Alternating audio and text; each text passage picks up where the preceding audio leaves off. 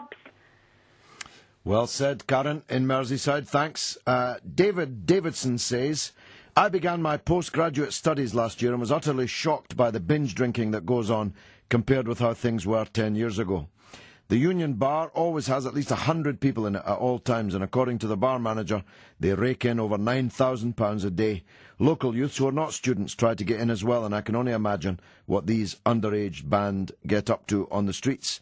There's also a faculty bus that picks up groups, a party van, if you will, and takes them on pub crawls. People in authority should be looking out for the students, but are complicit in the binging. Alcohol is like a cancer, which is killing that which used to be good. Thanks, David. Terry in Manchester says a can of strong lager is now cheaper than a bar of chocolate in many... I'm 18, and on a Friday night I go to Winchester with my friends for a drink.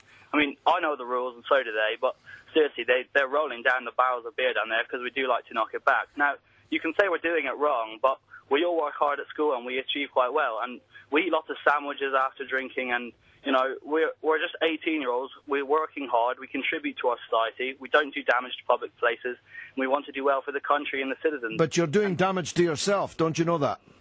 Well, I may be doing damage to myself, but, I mean, if you think I'm doing it wrong, then that's your decision. But, I mean, if your wife makes you a sandwich, my wife makes me a sandwich, it's like, if you think that's the right thing to do to tell someone what to do, then that's your opinion. But I do think it's my duty as older and wiser, I think, than you, to tell you that binge drinking at the age of 18, after to coin a phrase or to quote you, a hard week at school, is frankly absurd.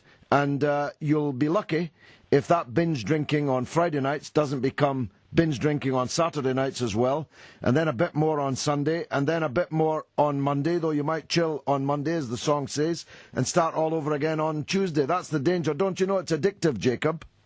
Well, have you ever watched the show The Fresh Prince of Bel-Air? I certainly have not.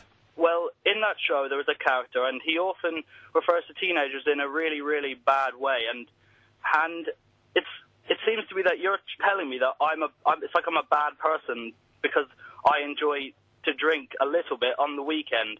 I mean, I do work hard. Well, you didn't say a little bit, Jacob. You said they're rolling out the beer bottles because you're really hammering it. But there's a lot of us there.